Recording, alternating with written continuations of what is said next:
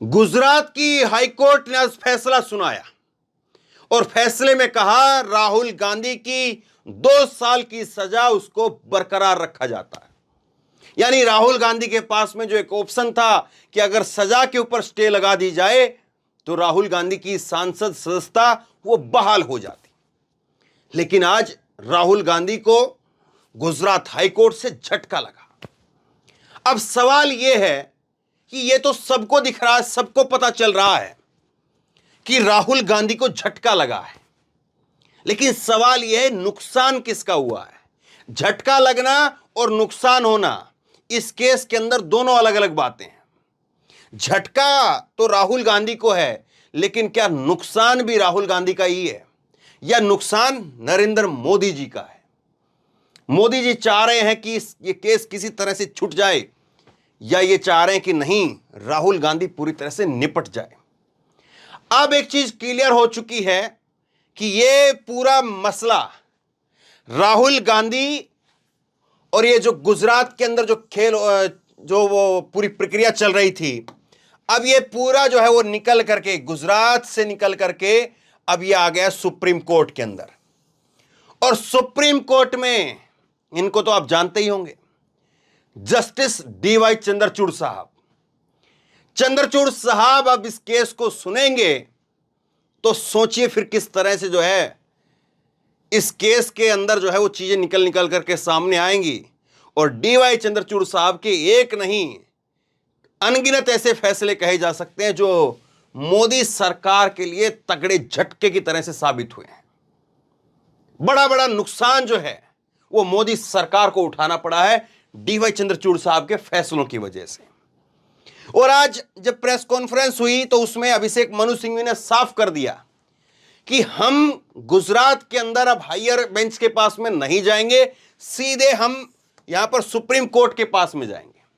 एक ऑप्शन अभी भी है कांग्रेस के पास में। और आज ये जब प्रेस कॉन्फ्रेंस हुई तो उसमें पत्रकारों ने पूछा भी कि क्या आप हायर बेंच के पास में जाएंगे, क्योंकि आज का जो फैसला आया है, गुजरात हाईकोर्ट ने जो फैसला दिया है उसमें एक जज की बेंच थी और एक जज की बेंच का फैसला था वो। लेकिन मनु सिंघवी ने साफ कर दिया कि हम हायर बेंच के पास में नहीं जा रहे हैं। हायर बेंच का मतलब होता है 3 जजों की बेंच हो, 5 जजों की बेंच हो, 2 जजों की बेंच हो। लेकिन ये कह रहे हैं कि नहीं साहब, हम हायर बेंच के पास में नहीं जा रहे हैं, हम सीधा सुप्रीम कोर्ट जाएंगे। सुप्रीम कोर्ट कब जाएंगे, तारीख है जो है वो तय नहीं है, लेकिन जैसे ही वहां से सारे डॉक्यूमेंट्स वगैरह मिल जाएंगे उसके बाद में सुप्रीम कोर्ट के अंदर याचिका जो है वो लगा दी जाएगी। अब सवाल यह है कि जब सुप्रीम कोर्ट के अंदर यह मामला आएगा तो यह टिकेगा कैसे? क्योंकि अभी तक जितने भी लोग हैं, जितने भी कानून के जानकार हैं, वो ये कह रहे हैं कि पहला केस है राहुल गांधी का। भारत के इतिहास के अंदर पहला केस ऐसा है राहुल गांधी का जिसमें किसी राजनेता को मानहानि के केस के अंदर मैक्सिमम सजा हुई है। भारत की संसद का आप इतिहास उठा करके देखेंगे, भारत की मौजूदा संसद जो नरेंद्र मोदी की संसद में कैबिनेट है, उसका अगर आप इतिहास खंगाल करके देखेंगे तो फिर आपको पता चलेगा कि कितने सांसदों के ऊपर क्रिमिनल केस चल रहे हैं। और राहुल गांधी का केस तो क्रिमिनल केस भी नहीं है, मानहानि का केस है। और मानहानि के केस में मैक्सिमम सजा दे देना, सांसद से बाहर कर देना, डिस्क्वालीफाई कर देना, ये सब चीजें जब नीचे तक पहुंच रही है तब तय हो रहा है कि नुकसान किसका है। झटका तो जो है वो अदालत के फैसले से लग सकता है, लेकिन नुकसान जनता की फैसले से तय होता है। और जनता अब इस केस को किस तरह से लेगी, राहुल गांधी के साथ में यहां पर खड़ी होगी या नरेंद्र मोदी के साथ खड़ी होगी, यह बड़ा सवाल है। अब इसको 2-3 तरीके से देखना जरूरी है। आज जो है अभिषेक मनु सिंघवी ने कहा कि मेरे 42 साल के वकालत के कैरियर के अंदर एक भी सिंगल ऐसा केस नहीं हुआ है जिसमें राहुल गांधी की तरह से कोई मिसाल दी जा सके। जो राहुल गांधी के साथ हुआ है उस तरह से केस मैंने अपनी 42 साल की वकालत में कहीं नहीं देखा है। और ऐसा केस पहली बार देख रहे हैं कि जहां पर 3-3 जगह से गलत फैसला दिया जा रहा है। यह मनु सिंघवी की तरफ से कहा गया। पहले जो है वो गुजरात के अंदर सूरत में सूरत में जो है वो अदालत ने फैसला दिया, उसके बाद वो मामला जो है वो ऊपर की अदालत में गया, जिला अदालत में गया, उसके बाद में फिर वो हाई कोर्ट के अंदर आया, और तीनों जो है वही 2 साल की सजा, 2 साल की सजा, 2 साल की सजा बरकरार उसको रखा गया। अब इस चीज को जो है वो कांग्रेस पार्टी नीचे तक लेकर के जाएगी और यहां पर सुप्रीम कोर्ट में भी लेकर के जाएगी। कानूनी लड़ाई और कानूनी के साथ साथ राजनीतिक लड़ाई।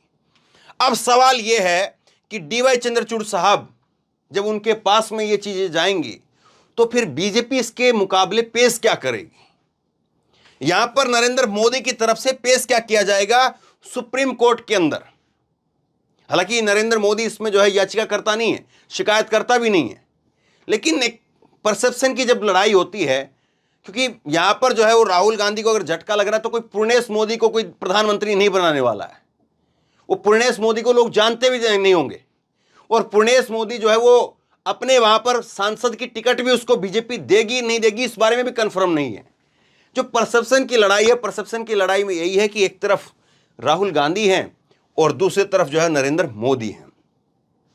अब इस परसेप्शन की लड़ाई में अगर यहां पर सुप्रीम कोर्ट के अंदर बीजेपी हार जाती है, पूर्णेश मोदी हार जाते हैं, राहुल गांधी की सजा अगर एक दिन भी अगर कम कर दी गई तो इनकी सांसद सदस्यता वो बहाल हो जाएगी, दोबारा से सांसद हो जाएंगे, क्योंकि कानून यही है 2 साल या 2 साल से एक दिन भी ज्यादा हो। अब 2 साल की सजा हुई है और कांग्रेस पार्टी लगातार यही बात कहती रही कि ये 2 साल की सजा करवाने का मतलब यही है, जो मैक्सिमम सजा दी गई है उसका मतलब यही है कि आप चाहते थे कि राहुल गांधी की सदस्यता चली जाए। और इस बात को जोर दे करके गुजरात में कोर्ट में कहा भी गया, लेकिन जाहिर सी बात है फिर वहां पर 10 केस का हवाला दे दिया गया कि राहुल गांधी के ऊपर मानहानि के 10 और केस हैं। कांग्रेस पार्टी की तरफ से कहा गया कि 10 और केस का जिसका आप हवाला दे रहे हैं उसमें से एक भी केस के अंदर राहुल गांधी दोषी साबित हुए ही नहीं हैं। अगर राहुल गांधी जब किसी भी केस में दोषी साबित नहीं हुए हैं तो कैसे आप जो है ये कह देंगे कि उस केस के आधार पर हम राहुल गांधी को जो है इस केस में रियायत नहीं देना चाहते हैं, कैसे इस बात को कह देंगे। 10 के 10 केस में जो है अगर वहां पर सजा नहीं हुई तब तो आपका जो केस, जिस केस में आपने सजा दी है, मैक्सिमम सजा दी है और उन केस का हवाला देते हुए सजा दी है, तब तो फिर वो चीजें कहीं पर ठहरेंगी नहीं। और दूसरी बात अभिषेक मनु सिंघवी की तरफ से कही गई, आज सुप्रीम कोर्ट के वकील भी हैं, कांग्रेस के सांसद भी हैं और साथ ही साथ जो है वो राहुल गांधी के इस केस की गुजरात में पैरवी भी की है। तो ये आज अभिषेक मनु सिंघवी की तरफ से कहा गया कि 10 के 10 केस आप उठा करके देखिए, सब में शिकायतकर्ता, याचिकाकर्ता जितने भी लोग हैं वो या तो बीजेपी के नेता हैं, समर्थक हैं, ऑफिस बेरर हैं, और उन सब लोगों ने राहुल गांधी के ऊपर जो केस कराया है। अब कायदे से तो राहुल गांधी को उन सब लोगों के ऊपर केस करवाना चाहिए कि देखिए इन सब लोगों ने जो एक ही एजेंसी से, एक ही जगह से, एक ही ग्रुप से, एक ही पार्टी से बिलोंग करते हैं और अलग अलग जगह जाकर के मेरे खिलाफ एक षड्यंत्र के तहत ये मामले दर्ज कराए हैं, मेरी जो छवि है उसको नुकसान पहुंचाने के लिए मामले दर्ज कराए हैं, तो फिर उल्टा उनके ऊपर कार्रवाई हो सकती है। और जिसको आज आधार बना करके गुजरात हाई कोर्ट ने जो है, एक चीज आधार के अंदर ये भी रही, बाकी और कई सारे और पहलू रहे, लेकिन एक बड़ा जो है आधार ये भी रहा, सावरकर के केस का जिक्र कर दिया कि सावरकर का केस जो है, सावरकर के ऊपर आपने टिप्पणी की, उसको लेकर के केस दर्ज हो गया, जबकि सावरकर के ऊपर जो केस दर्ज हुआ है वो राहुल गांधी की जब सजा 23 मार्च 2023 को दे दी गई, उसके बाद में 12 मई को, करीब करीब महीने भर बाद में वो केस दर्ज हुआ है। अब इसमें जो है वो मनु सिंघवी ने बताया कि जब गुजरात हाई कोर्ट के अंदर इसको लेकर के जब आखिरी सुनवाई थी, उस वक्त में जब पूर्णेश मोदी के जो वकील हैं वो अखबार की कटिंग लेकर के आए और अखबार की कटिंग उन्होंने दिखा करके कहा कि देखिए सावरकर को लेकर के जो है वो राहुल गांधी के ऊपर एक्शन की बात कही जा रही है। अखबार की उस कटिंग को जो है वो यहां पर आधार के रूप में डाल दिया गया।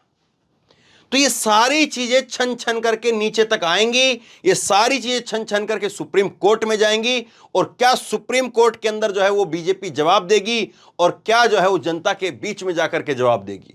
क्योंकि राहुल गांधी के ऊपर अगर कोई रिश्वत का केस होता, धोखाधड़ी का केस होता, कहीं पर किसी सौदे के अंदर जो है वो बिचौलिए का केस होता, तो फिर जो है वो नरेंद्र मोदी को आसानी रहती कि वो इस केस को भुना पाते।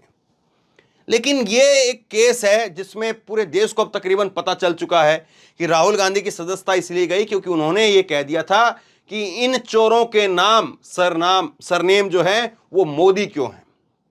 इतनी बात कहने की वजह से उनकी सदस्यता चली गई। तो ये बात जब देश भर में जब पहुंच रही है तो जाहिर सी बात है इसका बेनिफिट बीजेपी को तो मिलने से रहा।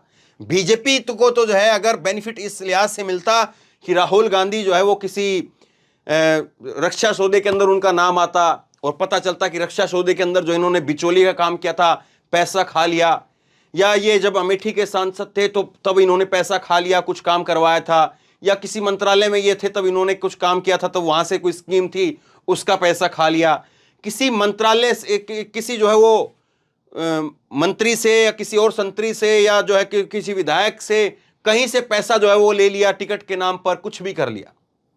किसी का अगर वैसे कोई और केस होता कि किसी को मर्डर केस में है या कुछ और केस में है तो राहुल गांधी को नुकसान होता नैतिकता के तौर पर और नरेंद्र मोदी को फायदा होता। लेकिन अब इस मुद्दे को बीजेपी भुनाएगी कैसे। और सबसे बड़ी बात और आखिरी बात, यह मामला सुप्रीम कोर्ट में चला गया। मान लीजिए कि अब ये जुलाई है और जुलाई के आखिरी तक जो है ये तकरीबन कांग्रेस पार्टी अपने डॉक्यूमेंट्स वगैरह तैयार करके सुप्रीम कोर्ट के अंदर जाती है। और सुप्रीम कोर्ट में जब राहुल गांधी का ये मामला पहुंचता है, जुलाई अगस्त में मानते हैं हम कि सुप्रीम कोर्ट के अंदर ये मामला पहुंचता है, हो सकता है कि सुप्रीम कोर्ट इसको तत्काल सुन ले, हो सकता है कि सुप्रीम कोर्ट जो है इसको लेकर के कोई तारीख दे दे। और अगर फिर 1 तारीख या 2 तारीख वहां पर चली, क्योंकि हाईकोर्ट के अंदर भी 2 तारीखें लगी थी, 2 तारीख लगने के बाद में फिर फैसला सुरक्षित रखा गया और 66 दिन के बाद फैसला आया।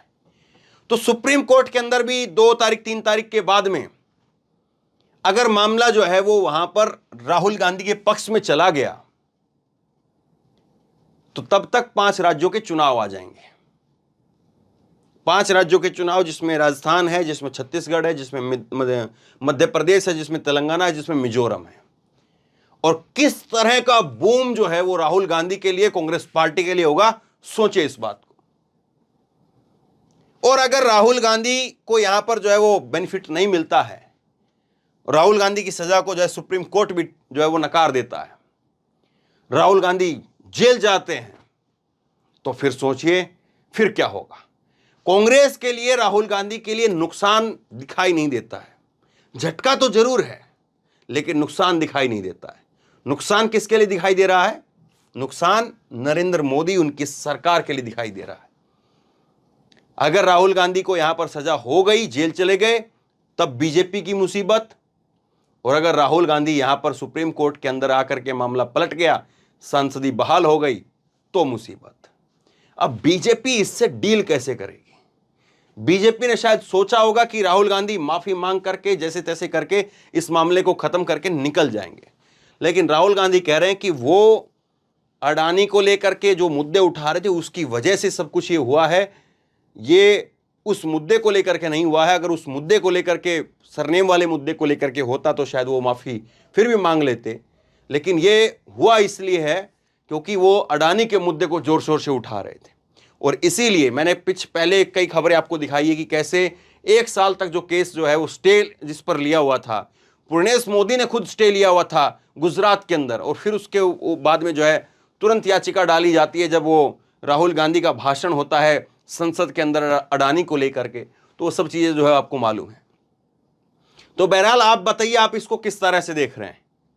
क्या आपको वाकई लग रहा है कि राहुल गांधी को नुकसान है, राहुल गांधी को ही झटका है, या आपको लग रहा है कि सुप्रीम कोर्ट में जब ये मामला जाएगा और मामला वहां पर पलट सकता है तो फिर राहुल गांधी की जो है वो यहां पर बल्ले बल्ले हो जाएगी और बीजेपी को तगड़ा झटका भी लगेगा और तगड़ा नुकसान भी होगा? या आपको लग रहा है कि नहीं, सुप्रीम कोर्ट में भी मामला नहीं निकलेगा और राहुल गांधी को जेल जाना पड़ेगा। लेकिन अगर राहुल गांधी जेल जाते हैं तो फिर एक अलग तरह का ही माहौल पूरे देश के अंदर हो जाएगा। खास करके कांग्रेस के जो कार्यकर्ता है वो किस तरह से चार्ज होंगे, सोचने वाली बात है। आप क्या सोचते हैं? नीचे कमेंट बॉक्स में अपनी राय लिख करके जरूर बताइए। इस वीडियो को शेयर करिए, लोगों तक पहुंचाइए और इसी तरह की तमाम खबरों के लिए ऑनलाइन न्यूज इंडिया को सब्सक्राइब कीजिए। साथ में जो बेल आइकन है, घंटी है, उसको जरूर दबाइए ताकि जैसे कोई खबर अपलोड करें उसकी नोटिफिकेशन सीधे सबसे पहले आपको मिल सके। धन्यवाद।